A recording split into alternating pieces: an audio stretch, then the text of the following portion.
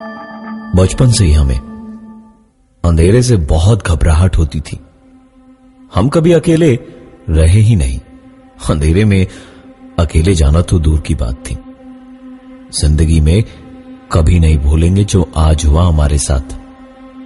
हमारी पहली रात थी हॉस्टल में। सीनियर लोगों ने हम सब फर्स्ट ईयर वालों को घेर रखा था। कॉलेज में रैगिंग से आप बच भी जाएं, लेकिन हॉस्टल के अंदर तो उन्हीं के साथ रहना है। झक मार के रैगिंग झेलनी पड़ती है। सबको हल्के में जब सीनियर्स ने छोड़ दिया तो हमें लगा कि हम भी बच जाएंगे, लेकिन हमारी तो किस्मत ही मनहूस है। एक सबसे कठोर सीनियर की बारी आई हमारी रैगिंग के समय, और जिसका डर था उसने वही हमें करने को दिया। कूलर से पानी लाना था हमें। पूरा शहर जानता है कि उस कूलर से पानी लाने का मतलब है आपकी जिंदगी का बदल जाना। रात के अंधेरे में कॉलेज नहीं, किसी भूत बंगले जैसा दिखता है, और कॉलेज का ग्राउंड किसी कब्रिस्तान के जैसा। और इसी अंधेरे में हमें कॉलेज के 2 हॉस्टल, एक ग्राउंड, उसके बाद आने वाली सड़क, और फिर मैकेनिकल की बिल्डिंग पार करके कोने में लगे वाटर कूलर से पानी भर के लाना था। चाहे कितना डर लगता हो अंधेरे से, लेकिन जिद के पक्के हम बचपन से हैं। ठान ली तो मतलब ठान ली।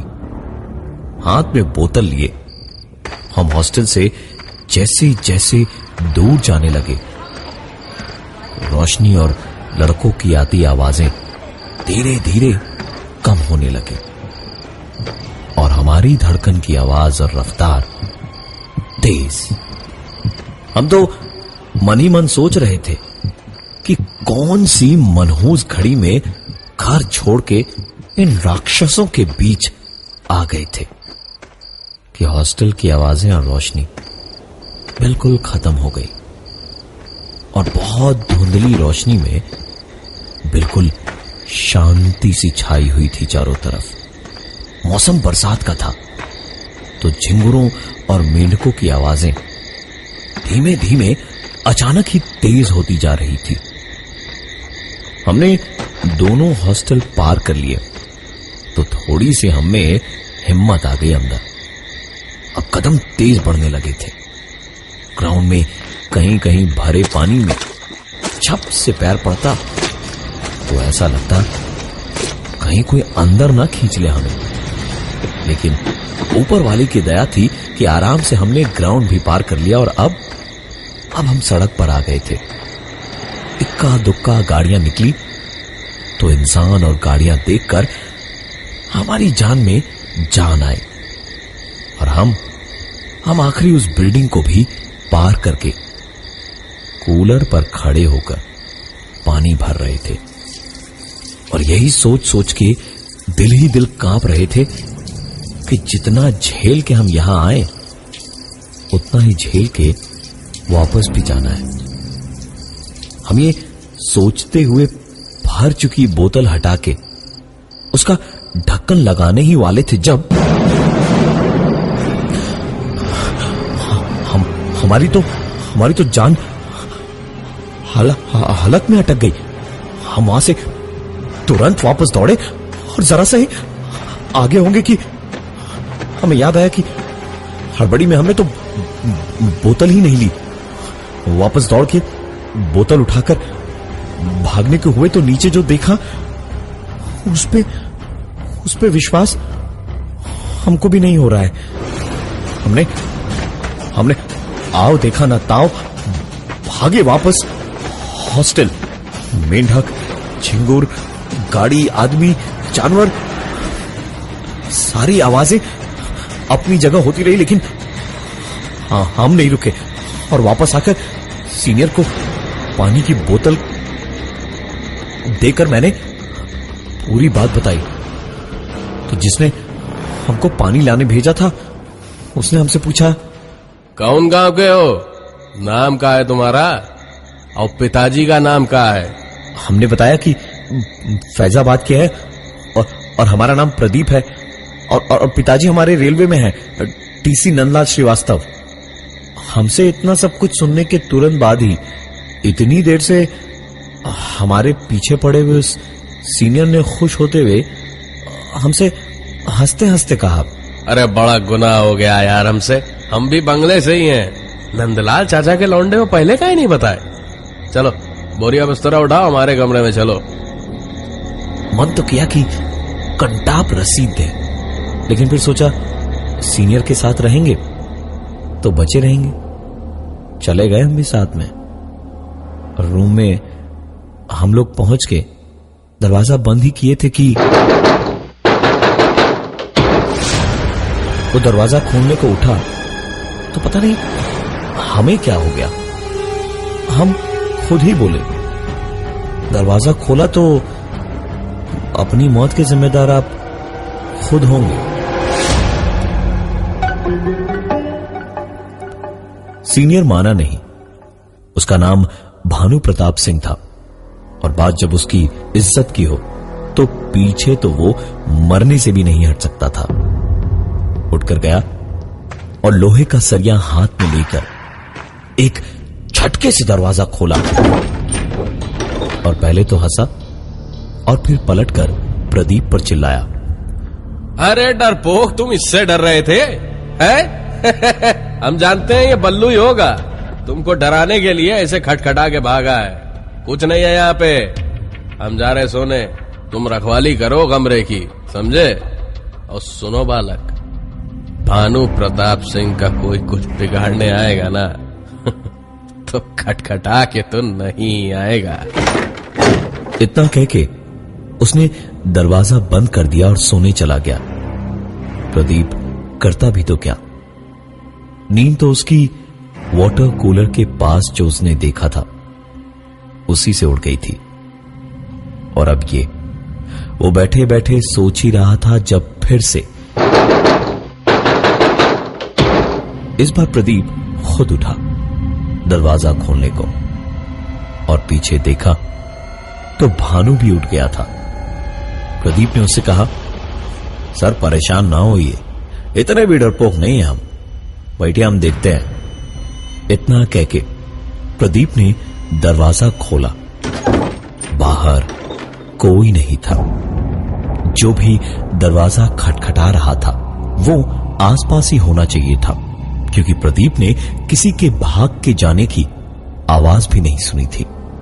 प्रदीप ये देखने के लिए कमरे से बाहर निकल गया और गैलरी के एक कोने से दूसरे कोने तक का चक्कर मारने लगा। इधर कमरे के अंदर भानु गुस्से में दांत किटकिटाए जा रहा था कि जो भी उसे परेशान कर रहा था सुबह तक उसकी खैर नहीं। भानु तो सुबह के इंतजार में बैठा था और प्रदीप कमरे के बाहर खटखटाने परेशान करने वाले को ढूंढ रहा था। तभी एक आवाज ने भानु के ठीक पीछे प्रदीप के बिस्तर की ओर से कहा, खटखटाना तो खाली बहाना है सर, हम तो जब चाहें जहां चाहें आ सकते हैं, आपको डराना है बस। भानु इस आवाज को अच्छी तरह पहचानता था। यह मुमकिन ही नहीं था। वो कांपता हुआ धीमे धीमे पीछे पलटा और देखा प्रदीप के बिस्तर पर एक दूसरा प्रदीप बैठा हुआ था। भानु चाहे कितना भी बहादुरी का दम भर लेता, लेकिन इस वक्त भानु का चेहरा खौफ और डर से पीला पड़ गया था। वो किसी छोटे से बच्चे की तरह डर से चीखा और जाकर कमरे के एक कोने में घुटनों में मुंह छुपाए बच्चे की तरह बैठ गया। बाहर से प्रदीप भागता हुआ आया और उसने कहा, क्या हुआ सर? आप चीखे क्यों? कोई नहीं है सर खटखटाने वाला। अब सुबह जब आप सबकी क्लास लगाएंगे ना तभी पता चलेगा। लेकिन इन सब बातों का कोई असर भानु पर नहीं हो रहा था। वो कांपता हुआ गुस्से में प्रदीप से बोला, चुप चुप हो जा, यहां से भाग। हम ही कमरे में अब 1 मिनट न रुकेंगे, हम जा रहे हैं यहां से।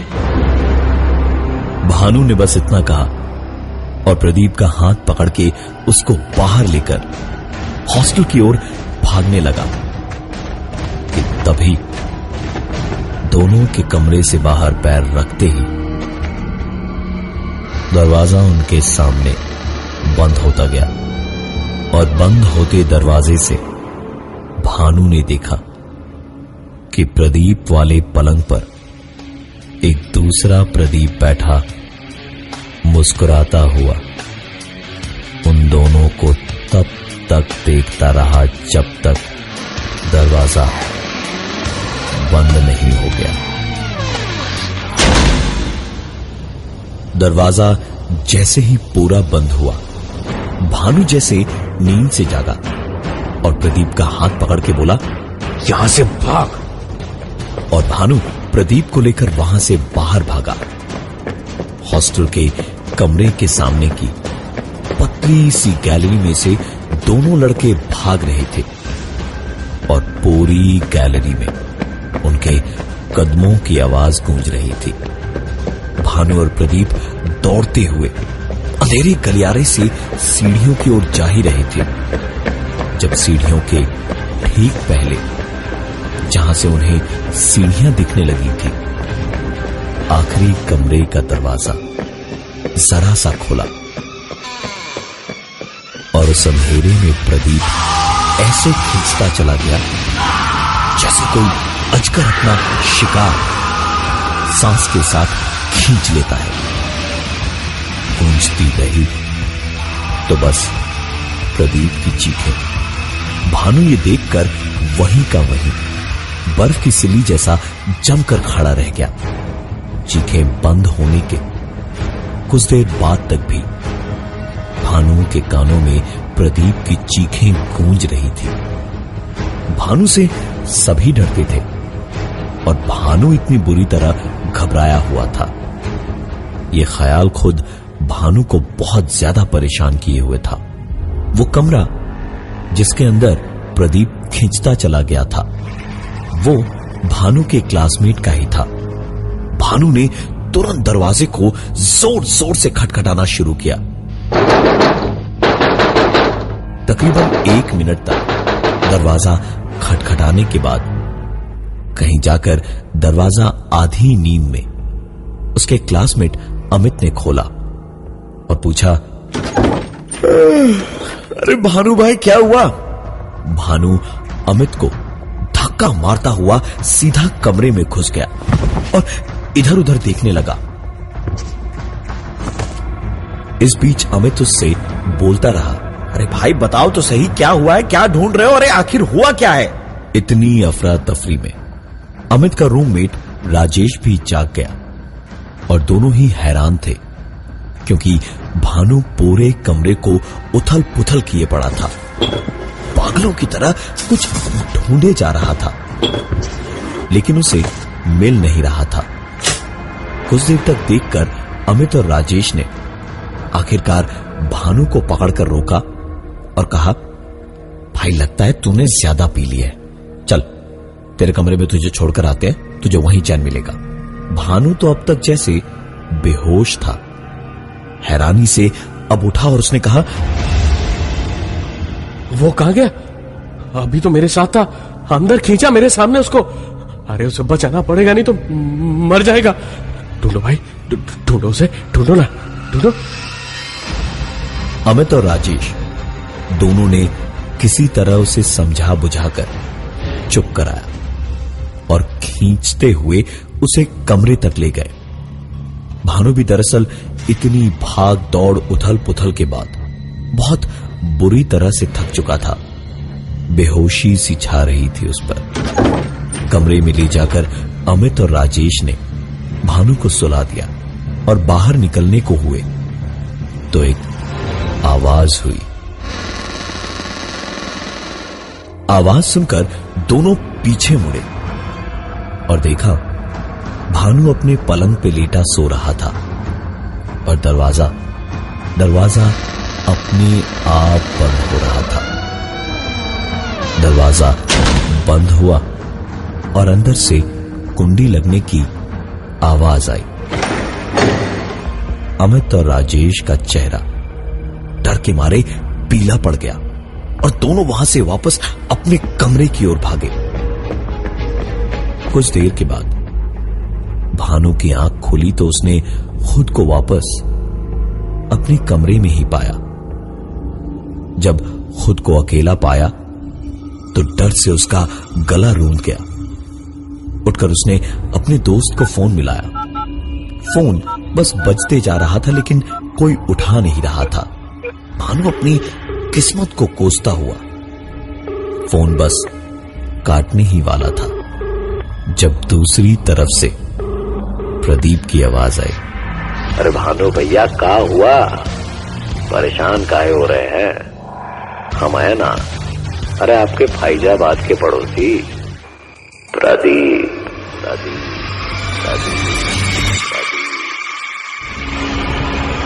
भानु वो आवाज सुनकर इतनी बुरी तरह से घबरा गया था कि उसके हाथ से फोन छूट कर गिर गया। भानु का सारा घमंड, सारी दिलेरी, सारी बहादुरी सब एक झटके में निकल गई और भानु सर पर पैर रख के कमरे से बाहर भागा। कुछ ही देर में उजाला होने वाला था। भानु कमरे से बाहर भागकर हॉस्टल से दूर, काफी दूर रोड के ठीक पास कॉलेज की दीवार के पास बनी हुई बेंच पर जाके कुछ देर बैठा रहा। इतनी देर तक कभी नहीं जागा था वो और ना ही कभी इतनी टेंशन हुई थी उसे पता भी नहीं चला कि कब उसकी आंख लग गई उसी बेंच पर।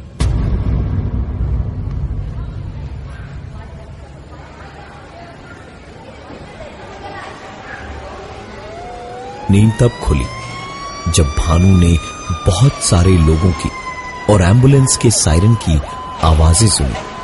भानु उठा और देखा कि कुछ दूर उसी वाटर टैंक के पास भीड़ लगी हुई थी।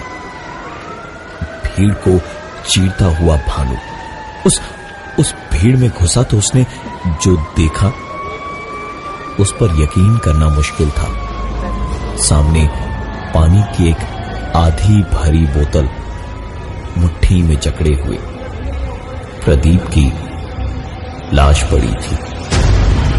आंखें और मुंह उसके ऐसे खुले थे जैसे कुछ देखकर डर से उसकी जान निकल गई हो। भानु शायद 10 सेकंड ही वहां खड़ा था, लेकिन उसे लगा जैसे पता नहीं कब से वो वहीं पर खड़ा था। एक चक्कर सा आया तो भानु वहां से वापस अपने हॉस्टल की ओर भागा और भागते भागते हॉस्टल के पास पहुंचा तो उसे अपना एक दोस्त मिला। भानु ने एक सांस में ही उसे पूरी बात बताई तो उसका वो दोस्त जोर से हंसते हुए बोल पड़ा, अरे भाई, मैंने तो तुझे हमेशा गुस्से में या लड़ते झगड़ते हुए ही देखा है, मजाक भी कर लेता है, ये नहीं पता था मुझे। भानु की आंखों में आंसू छलक आए थे। वो सीधा अपने कमरे की ओर भागा और कमरे तक पहुंचते पहुंचते भानु की सांसें बहुत तेज हो चुकी थी। नब्ज किसी सुपर फास्ट ट्रेन की तरह भाग रही थी। धीरे धीरे भानु पर बेहोशी सी छाई जा रही थी। उसे सांस लेने में काफी दिक्कत हो रही थी। बंद होती हुई आंखों से उसने अपने कमरे के दरवाजे पर देखा। प्रदीप हाथ में पानी की बोतल लिए खड़ा था और उसकी तरफ हाथ बढ़ाए हुए था कि जैसे भानु को पानी पीने को कह रहा हो। 3 दिन के बाद पोस्टमार्टम की रिपोर्ट्स आई तो पता चला कि प्रदीप की मौत रात को तकरीबन 11:30 बजे हुई थी और भानु की अगली सुबह करीबन 7 बजे। इसका मतलब जो पानी भर के वापस आने पर प्रदीप ने भानु को बताया था वो सच था कि उसने वहां अपनी खुद की लाश देखी थी। तो फिर रात भर भानु के साथ कौन था? आज भी उस इंजीनियरिंग कॉलेज में रैगिंग के नाम पे छोटी मोटी शरारतें तो होती हैं, लेकिन रात में तो क्या, दिन में भी उस वाटर कूलर के पास कोई नहीं जाता।